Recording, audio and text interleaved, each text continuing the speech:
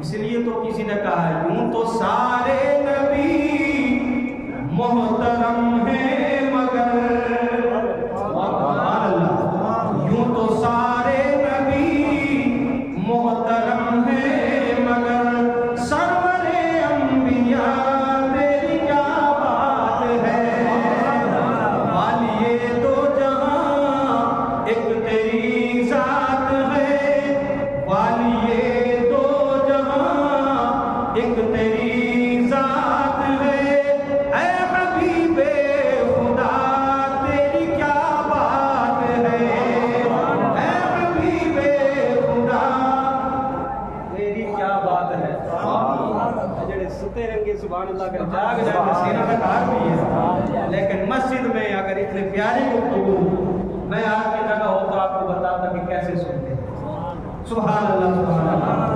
آج صدر محترم کو بھی آنا ہے تو تمام ہی حضرات سے گزارش کروں گا کہ باہر ہے وہ اندر تشریف لے آئیں، کیونکہ وقت بہت مختصر ہے اور کام بہت ہے۔ یا رسول اللہ کہتے ہیں، یا رسول اللہ۔ اور یہاں دیکھیں ایک پتہ کی بات دیکھیں، ہمارا اور آپ کا عقیدہ ہے کہ ہمارے آقا صلی اللہ علیہ وسلم کو اللہ پاک نے حاضر و ناظر بنا کر دیا۔ پچھلے جمعے کو حاجی حفیظ صاحب نہیں تھے آپ نہیں تھے، یہ صوفی صاحب تھے، حاجی خادم صاحب موجود تھے، یہ سارے موجود تھے، مولوی صاحب بھی موجود تھے، آپ لوگ تھے، ہم جانتے ہیں رئیس صاحب بھی موجود تھے۔ اب میں یہ کہوں حاجی حفیظ صاحب یاد کرو پچھلے جمعہ کو جب ہم نے یہ نقطہ بیان کیا تھا، آپ کہیں گے ٹھیک صاحب ہم تو پچھلے جمعے میں یہ تھے ہی نہیں تو ہمیں یاد کیوں کرا رہے ہیں؟ یاد آپ ان لوگوں سے کروائیں جو یہاں پر موجود تھے، وجہ ہے۔ اور رب کائنات فرما رہا ہے اے میرے حبیب آپ اس واقعے کو یاد کرو کہ جب میرے خلیل میرے پیغمبر ابراہیم نے میری بارگاہ میں عرض کی تھی اے پروردگار عالم تو مجھے دکھا تو مردوں کو کیسے زندہ کرتا ہے۔ یہ سرکار رسالت میں آپ صلی اللہ علیہ وسلم کے پیدائش کے ہزاروں سال پہلے واقعہ ہو رہا ہے۔ یہ رب سے ہم کلامی حضور کی پیدائش سے، حضور کے ظاہری دنیا میں تشریف لانے سے ہزاروں سال پہلے کا واقعہ ہے، اور رب فرما رہا ہے تم یاد کرو۔ اور ابھی آپ نے کہا یاد وہی چیز کرائی جاتی ہے کہ جس کا تذکرہ اس محفل میں موجود لوگوں کے سامنے کیا جائے۔ تو جب ہم نے عالم تصور میں عرض کی آقا کی بارگاہ میں یا رسول اللہ آپ تو 1400 سال پہلے تشریف لائے ظاہری دنیا کے اندر، لیکن رب آپ کو واقعہ یاد دلا رہا ہے، تو کریم آقا صلی اللہ علیہ وسلم کا فرمان ہمیں نظر آئے گا۔ آقا فرماتے ہیں لوگوں تم ہزاروں سال پہلے کی بات کرتے ہو، کنت نبیّا وآدم بین الماء والطین، ارے میں تو اس وقت بھی نبی تھا جب آدم علیہ السلام ابھی پیدا نہیں ہوئے۔ سبحان اللہ سبحان اللہ۔ تو پتہ چلا حضور اس وقت بھی حاضر تھے، آج بھی حاضر ہیں، قیامت تک حاضر ہیں۔ سبحان اللہ سبحان اللہ۔ رب کائنات کی بارگاہ میں عرض کی پروردگار عالم تو مجھے دکھا تو مردوں کو کیسے زندہ کرتا ہے۔ رب کائنات نے فرمایا کیا تجھے اطمینان نہیں، کیا تجھے یقین نہیں، کیا تجھے ایمان نہیں؟ عرض کی کیوں نہیں، یقین تو ہے ایمان تو ہے لیکن میں اطمینان قلبی چاہتا ہوں۔ رب کائنات نے فرمایا فخذ اربعۃ من الطیر، 4 پرندے پکڑ۔ کتنے پرندے؟ روایت میں آتا ہے اس میں ایک مور تھا، ایک مرغ تھا، ایک گدھ تھا اور ایک کبوتر تھا۔ ان 4 پرندوں کو جب پکڑا رب نے فرمایا کہ اس کو پالتو بناؤ، پہلے کھلا لو اپنے ساتھ، کہیں بعد میں یہ نہ کہنا کہ یہ کسی اور جانور کے جز ہیں۔ جب آپ نے ایسے حکم پر تعمیل کی اور ان 4 پرندوں کو آپ نے پالا پوسا، رب کی بارگاہ میں عرض کی اللہ جی آپ کیا حکم ہے؟ رب نے فرمایا اس کو ذبح کر۔ 4 کو ذبح کیا گیا، فرمایا اب ذبح کرنے کے بعد ان کے گوشت، پوست، ان کے ہڈی، ان کے پر ساروں کو مکس کر قیمہ بنا۔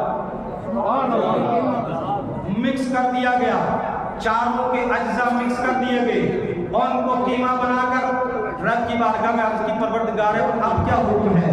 रब फरमाता है अब जा पहाड़ी पर, अब जा 4 पहाड़ियों पर इनको रख दे और इनमें से एक गोश्त का हिस्सा वहां रख एक पहाड़ी पर, फिर दूसरा हिस्सा दूसरी पहाड़ी पर, तीसरा हिस्सा तीसरी पहाड़ी पर, चौथा हिस्सा चौथी पहाड़ी पर। हुक्म की तामील की गई। जब ये चारों गोश्त के हिस्से चारों पहाड़ियों पर रखे गए, रब ने फरमाया सुम्मदउहुन्ना यअतीनका साया, अब इनको पुकार, ये तेरी पुकार पर तेरे पास दौड़ते हुए चले आए। हज़रात मोहतरम, जब ऐसे ही किया गया तो उस वक्त हजरत इब्राहीम खलीलुल्लाह ने पुकारा, ऐ मोर अल्लाह के हुक्म से आ जा, ऐ कबूतर अल्लाह के हुक्म से आ जा, ऐ गिद्ध अल्लाह के हुक्म से आ जा। अल्लाहु अकबर कबीरा। चारों परिंदों को पुकारा गया। वो चारों के चारों परिंदों के जो अज्जा थे, मुंतशिर थे, कीमा बने हुए थे, वो एकदम उड़ने लगे आपकी आंखों के सामने। जब वो उड़े, उड़ने के बाद हर एक का गोश्त उस बॉडी में लगने लगा।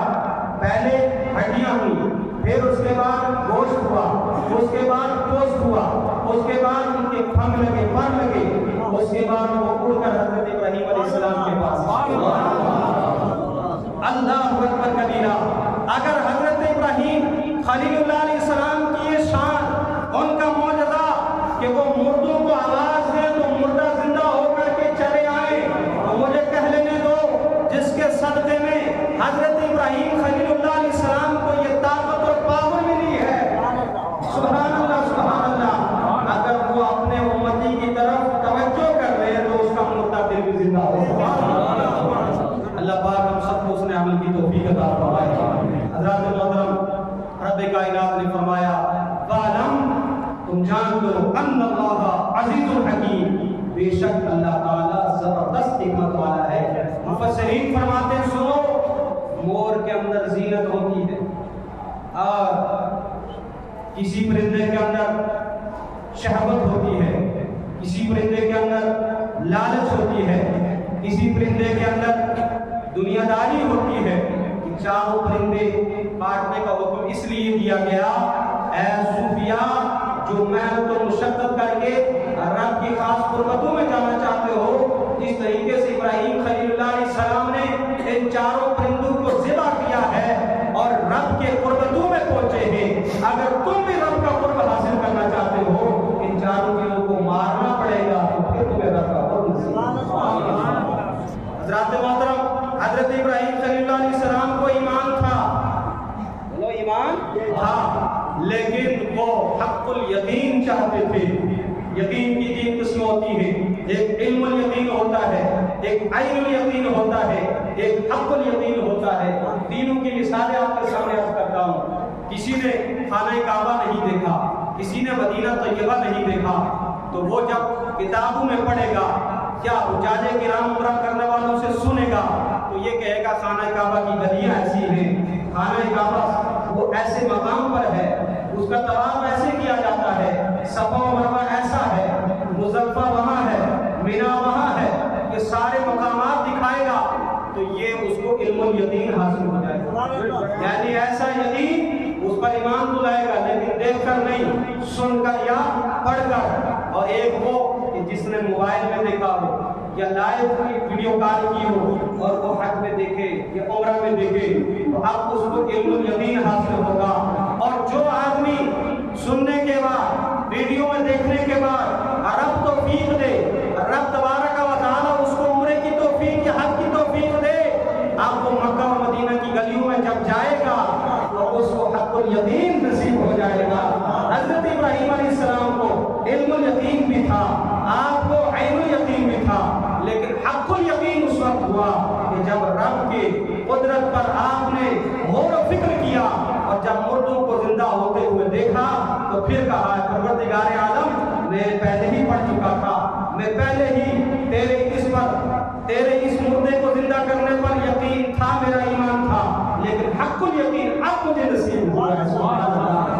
हम सबको भी چاہیے کہ حضرت ابراہیم خلیل اللہ علیہ السلام کی سنت پر عمل کرے، اور اللہ تعالیٰ ہم سب کو سیدنا ابراہیم خلیل اللہ علیہ السلام کی روحانی دعائیں ہمیں عطا فرمائے، روحانی نظریں ہمیں عطا فرمائے، اور جب جو رب کا خاص قرب اور رب کی قربتیں ان کو نصیب ہوئی ہیں، ان قربتوں کا صدقہ اللہ ہماری قربانی کو، اور انشاءاللہ عزیز جو قربانیاں ہوں گی ان میں آپ نے سیدنا ابراہیم خلیل اللہ علیہ السلام کی سنت کو زندہ کرنا ہے، اور کرنا ہے نہیں انشاءاللہ، لیکن بلا کسی تفرقہ کے، بلا کسی چغل خوری کے، سب اپنے اپنے حساب سے قربانیاں کریں، کیونکہ اگر آپ نے اس میں ڈنڈی ماری تو گویا کہ آپ اللہ کے خلیل حضرت ابراہیم علیہ السلام کی سنت کو روکنے کا کام انجام دے رہے تھے، اور جو رب کے نیک قانون سے روکے اس کو لوگ بندہ نہیں کہتے، اس کو لوگ شیطان کہتے۔ کوئی بھی شیطان بننے کا کام نہ کرے، ہم انسان ہیں، اشرف المخلوقات ہیں، اور رب کے مومن بندے ہیں، ہمیں چاہیے کہ ہم چغل خوری کیے بغیر اپنی قربانیوں کو انجام دیں۔ سرکار دو عالم صلی اللہ علیہ وسلم نے ارشاد فرمایا دو چیزوں سے بچا کرو، اس لیے کہ دو گناہ ایسے ہیں عام طور پر قبر میں عذاب ان دو گناہوں کی وجہ سے ہوتا ہے۔ پہلا گناہ یہ ہے کہ جو انسان پیشاب کی چھینٹوں سے نہیں بچتا ہے وہ بھی اللہ کے عذاب میں گرفتار ہوگا قبر میں، اور جو دوسرا بندہ فرمایا چغلی کرنے والا ہے، یہ چغلی کھانے والا بھی عذاب قبر میں مبتلا ہوگا۔ دنیا میں آپ نے دل کی بڑاس نکال دی، اپنے بھائی کو پریشان کر لیا، لیکن یہ یاد نہ رکھا کہ ہم نے قبر میں جانا ہے، اور قبر میں 1 2 4 سال نہیں، وہ قیامت تک قبر میں رہنا پڑے گا، اور پھر یہ زندگی الگ، اور پھر برزخی زندگی جو عالم برزخ میں ہم قیامت میں پہنچیں گے، تو اس وقت جو عذاب ہوگا اس سے ڈرنا چاہیے، ہمیں رب کے حکم پر عمل پیرا ہونا چاہیے۔ اللہ تعالیٰ ہم سب کو اس نے عمل کی توفیق عطا فرمائے۔